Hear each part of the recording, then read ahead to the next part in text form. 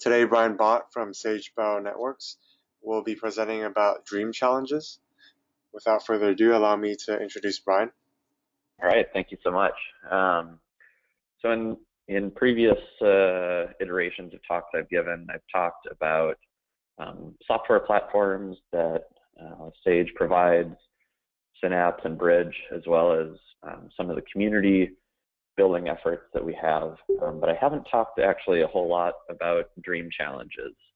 So I thought I would take the opportunity today to bring it up, especially in light of what Pepe and Andrew have been chatting about, which is sort of how do we start to integrate around some scientific questions. I think this might be one mechanism to do so. So I'm going to sort of set the stage here with difficulties in scientific validation. I think likely many of you have heard or read about the Amgen scientists who had a difficult time validating preclinical oncology research, the Bayer healthcare report that came out, and the issues with Anil Podi at Duke in the late 2000s. And this is sort of just to set the stage for one of many reasons that a challenge-based framework is useful. And so what are some of the benefits of crowdsourcing? So first, performance evaluation. It provides sort of an unbiased, consistent, rigorous method assessment. And beyond that, it actually also helps determine the sort of quote-unquote solvability of a scientific question. It also provides a sampling of the method space, so you get a whole lot of different techniques and methods that are being applied to the same question. And so you get a much more broad sampling of ways to think about a problem or ways to solve a problem. Because there are so many more eyes on a problem, there's an acceleration at the pace that the research can get carried out. And ultimately, part of what DREAM is trying to provide as well is beyond just an individual challenge, is really community building. So having the challenge be sort of a starting point for fostering of collaboration in specific scientific domains. And so crowdsourcing in computational biology is not a new thing. It's been going on for upwards of 25 years. DREAM, you can see in the middle there, sort of came into existence before many of the other more recent efforts, but it was certainly not the first. And so what is DREAM? So first of all, DREAM is a long acronym for Dialogue for Reverse Engineering Assessment and Method. Ultimately, it's a crowdsourcing effort that poses quantitative challenges about systems biology modeling and data analysis. And sort of as you can tell by the name, what the types of problems that were being explored at the beginning were really transcriptional and signaling networks, and how you are able to reverse engineer some of those, as well as predictions of responses to perturbations. In more recent years, there have been explorations of translational research as well. And the mission of DREAM, and DREAM is really a loose affiliation of partners who build up the DREAM community, is to contribute to the solution of important biomedical problems, foster collaboration between research groups, ultimately to democratize data and to accelerate research. Can we make sure that everybody on the line is on mute? There seems to be some background noise. Thank you. And so the loose structure of a DREAM challenge is to make a useful data set broadly available to to the solving community to crowdsource the predictions, and then have a held-out validation set that then predictions are made, additional predictions are made, and assessments are carried out on. So as part of this, there is objective evaluation, and again, at the end, the hope of collaboration at the tail end of the challenge. And to give you a sense of some of the early DREAM challenges, 2008, 2009, 2010, there were the types of data that were being used and being released were mostly in silico data sets, and the number of solving teams tended to be around 30 in each one of those years. And in 2012, through connections of our co-founder, Stephen Friend, and DREAM's co-founder, Andrea Califano, we teamed up to help run a new type of challenge that DREAM really hadn't gone into before, which was around breast cancer prognosis. This was also the first time that, as part of a DREAM challenge, the Synapse platform was used, and I'll touch on that a little bit later. And so the breast cancer prognosis challenge had a goal of using crowdsourcing to find a model that accurately predicts breast cancer survival. The training set was genomic and clinical data from 2,000 women who had breast cancer. This training set was coined the Metabrick data set. There were very high-profile publications that came out in the mid-2000s around this data set. The data access was given through Synapse, and each participant was provided a standardized virtual machine through the cloud by Google.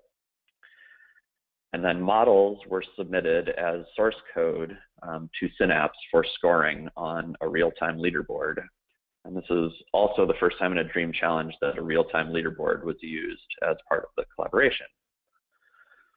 And so some of the unique attributes of this challenge, it was completely open source with code sharing. So each time somebody submitted a model, all of the other participants could see said model. So there are a number of very good things about this and a couple of not so good things. So one, it's very nice to have sort of transparency into the types of methods that are being used. On the downside, you know, I touched on earlier an exploration of the method space. And so part of what we saw as part of this challenge is that it limits the exploration of the method space. So if you're seeing that a certain type of model is doing very well, you tend to gravitate towards that model as opposed to exploring other methods. Part of what was also unique is the data set that was used for validation was actually something that had not yet been generated when the study began. So it was a completely external data set. There were 200 breast cancer samples. The group in Oslo University Hospital, that's the Avon Foundation, funded the generation of the microarray data for this held out data set.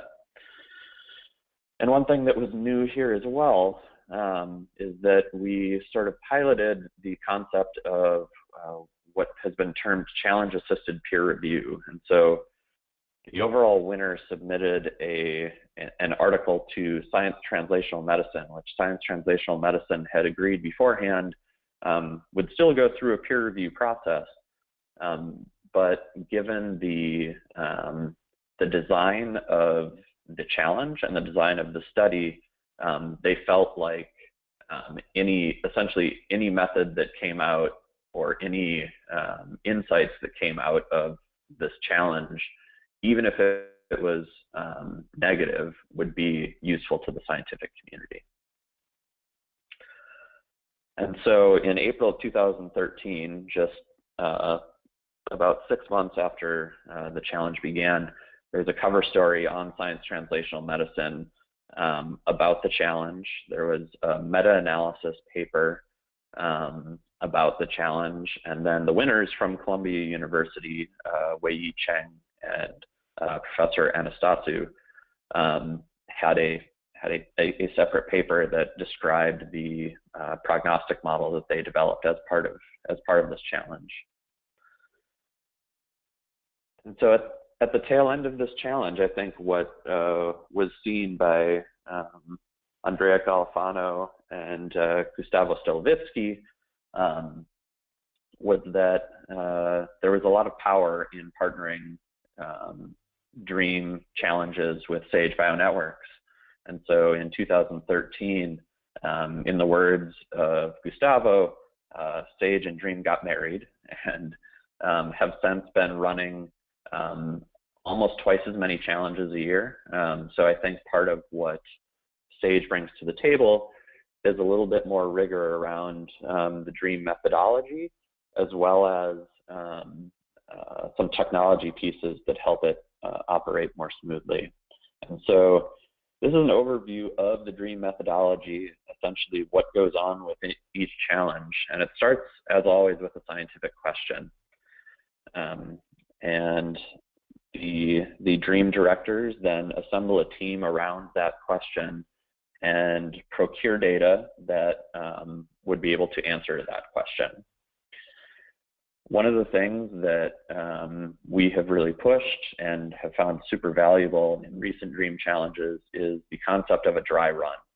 And so a dry run is essentially getting a small group of people as part of the challenge organizing team to determine the feasibility of all of the pieces, the operational pieces of the challenge, everything from the IT and web infrastructure down to at least a high-level assessment of the signal in the data to essentially see if there is appropriate signal to be able to be teased out by participants. Part of this as well is determining appropriate incentives, and then once the challenge is set to be launched, there is an advertising communications piece that goes out, the challenge open phase, the scoring, analysis, paper writing, and then ultimately starting to build up a larger cohort of these challenges as a resource for the scientific community. And so what does Synapse provide? It provides an IRB-approved data repository with governance structures such that different types of data can be housed and shared as part of the DREAM challenges. It also provides a central hub for these challenges for registration and messaging. It also provides evaluation queues and real-time challenge leaderboards and provenance tools for data reproducibility. And so beyond just sort of the technical pieces, how are challenge communities nurtured throughout this process? So we run live webinars for interaction between the participants and the organizers. There are tools within Synapse for the challenge teams, the challenge organizing teams to message with registered participants, essentially a forum where participants can also learn from one another as well as the challenge teams. Again, the leaderboards, and then in some of the challenges, there have been incentives to code share such that models can evolve over time.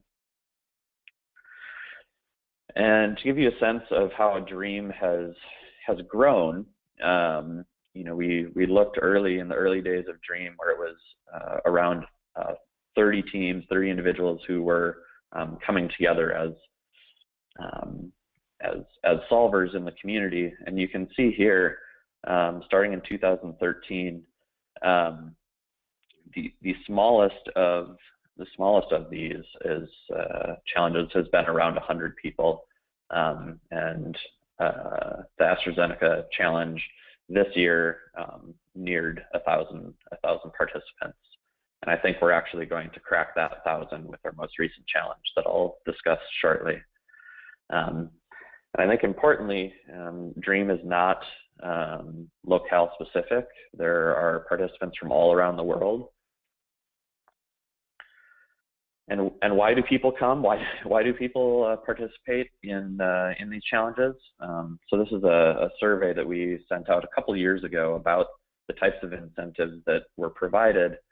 We asked people to rank 1 to 5 what incentives were most important to them, why they were participating in the challenges. And those were opportunities to publish a paper on your model in a top-tier journal, opportunities to work with unpublished data, opportunity to speak at the DREAM conference, cash prizes, which are often given as part of these challenges, and then the opportunity to post a blog about your model, which is also often done. And maybe surprisingly, or maybe not, by far the most popular answer was the opportunity to publish a paper on your model, followed by opportunity to work with unpublished data and to speak at the DREAM conference. Cash prize really didn't come into it too much. And so as part of that, I mentioned the challenge-assisted peer review. This is something that we have interfaced with a number of journals on in the last few years, and it's something they seem very interested in, especially in the face of reproducibility questions. So what does it provide? It provides reviewers with a controlled evaluation of methods, avoiding several of the pitfalls of traditional peer review. It shouldn't be a prize for the top performer, so it should not be because you won, you get a paper. But the editors recognize that challenges can be an important component of the peer review process, especially for technical model validation. Again, it doesn't mean no peer review. Experience shows that promising acceptance for winners doesn't serve as the best interest of the paper, and that peer review is still very important to the publishing process. And so just to give you an idea of what DREAM has done in the 11 seasons it's been around, there have been 38 challenges that have completed and had published papers. We have over 17,000 registered solvers, which has been growing exponentially over the last 3 or 4 years. There's a conference that is held every year to highlight the top performing teams. It's actually coming up, I believe, in November. And the challenge data sets and models live on in perpetuity, and most are publicly available on Synapse for people for a resource for other people to dig into after the challenge is over. And it provides sort of a benchmark, and there are a few challenges that are exploring the idea of a continuous benchmark for some of these questions, one of which I'll hit on in a minute here as well. And part of what is interesting with all of these challenges is not just the challenge itself and the individual metrics that come out of it, the individual models, but in fact the wisdom of the crowd. So essentially, through most of these challenges, there is also aggregate models that are built off of the individual submissions. So oftentimes these aggregated solutions are better than the best. So it ends up being better than all of the individual models.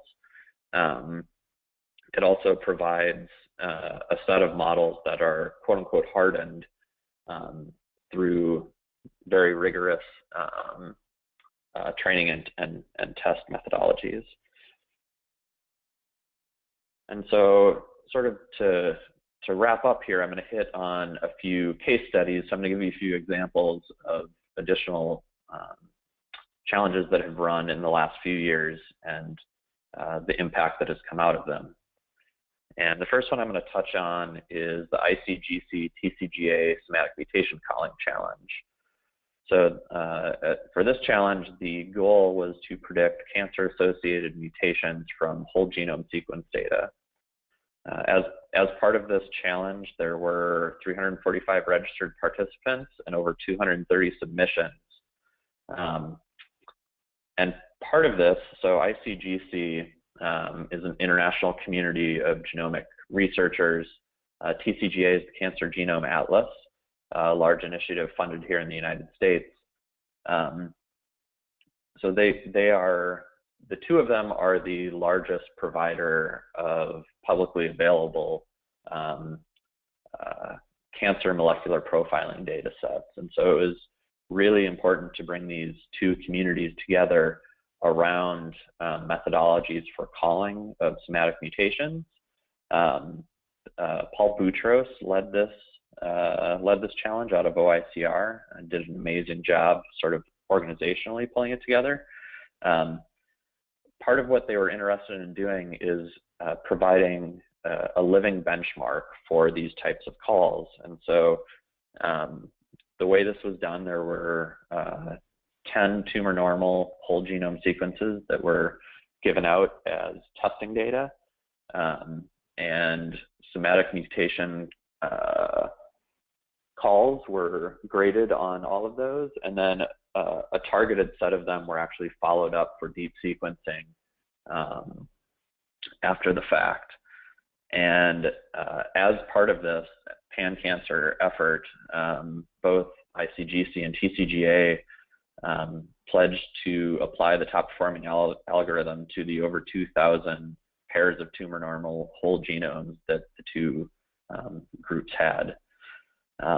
This challenge was such a success that two related mutational calling challenges have been launched since then, one around heterogeneity and one around somatic mutation calling from RNA sequencing data. Another challenge that was run last year was around prostate cancer. And so the goal of this challenge was to predict survival for prostate cancer patients based on the patient's clinical variables.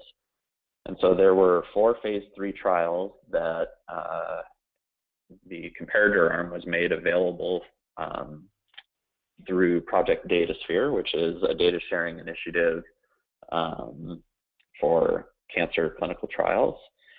And those four trials were curated and made available to the public, one of which was held out for validation. For this one, importantly, there was a sort of what was thought of as a gold standard in the community for a model to predict survival for prostate cancer. It was something that had been published in a top-tier journal about 3 years prior. And so one of the things that was able to be done is we were able to use that as a benchmark, use that model, sort of seed that model into the leaderboard as one example. And actually over 50% of the submitted models to this challenge ended up beating the model that had been published in the top-tier journal and that was actually being used in clinics to provide prognostic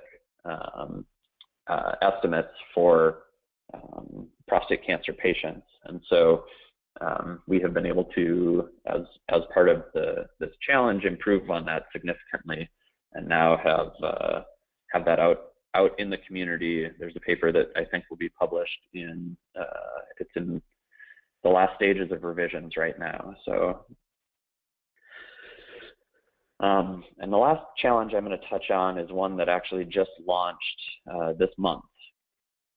And this is a challenge around digital mammographies. So the goal of this challenge is to reduce the recall rates of screening of digital mammographies by classifying images as low or high risk for breast cancer. This is the first Coding for Cancer challenge to launch. So Coding for Cancer is an initiative that is being championed through the White House and the Laura and John Arnold Foundation, as well as the National Cancer Institute. There will be a series of challenges that will go out as part of this.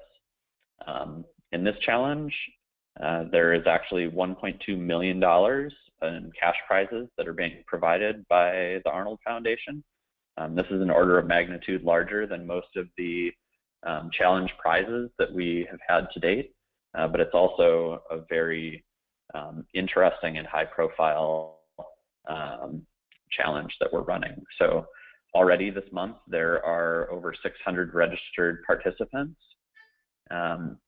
And the way this one is going to operate, there are over 640,000 digital mammogram images and corresponding demographic and clinical data that are going to be made available to solvers.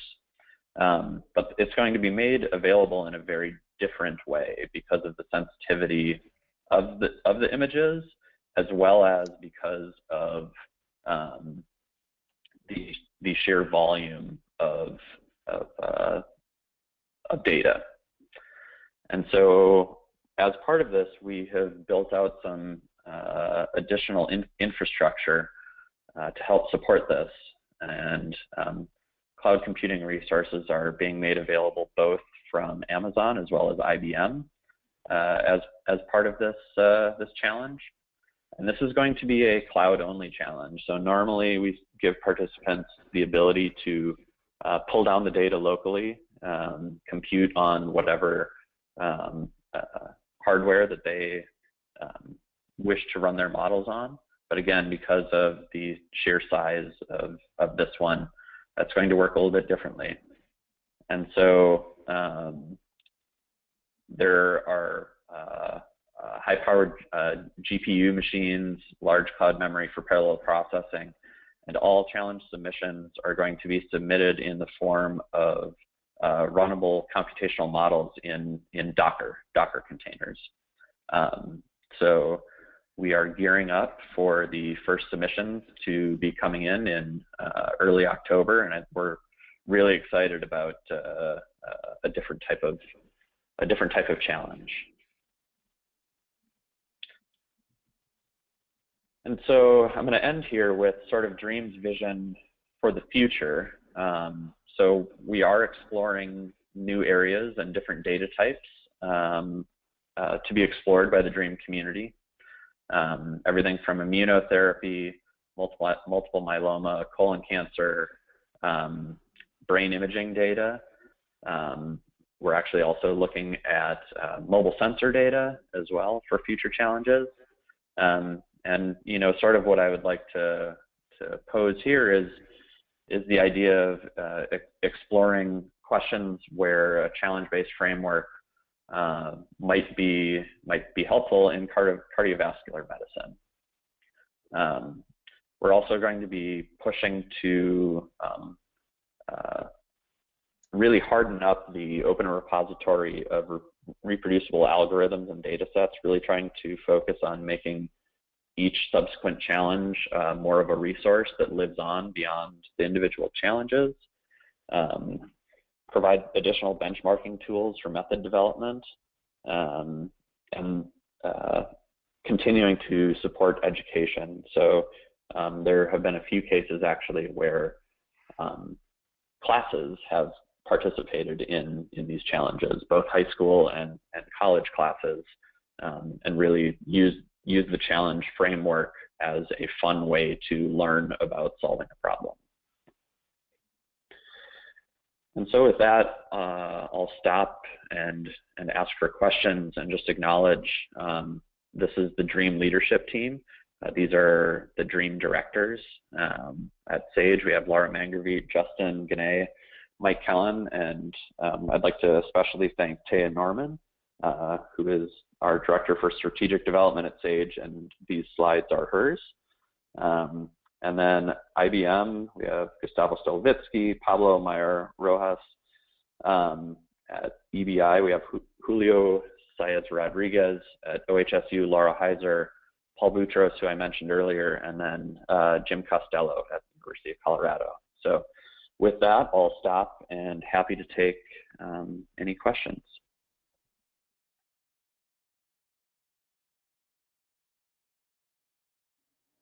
Well, this is Salvatore. Can you hear me? Yeah. I missed the first part of the talk, so my apologies. I am a bit familiar with some of the previous DREAM challenges. And a question that I have now, probably many more of these have been done. If we would like to think about developing a challenge, I don't know, in my case would be of interest, for example, on type 2 diabetes or predictor or things like that, or complications. What are the main things that we should be concerned, or what are the main criteria that you would say is important for the data set? If it can be summarized in few categories that you say we must have this and this and this to be a good challenge. Yeah, absolutely. That's a really good question. And so I'll say a couple of things. One, the challenges that tend to operate most efficiently and that tend to have the most impact are ones where a very specific question can be answered quantifiably. And so it's really about something that can be predicted and or where there is a quote unquote truth. Without that, the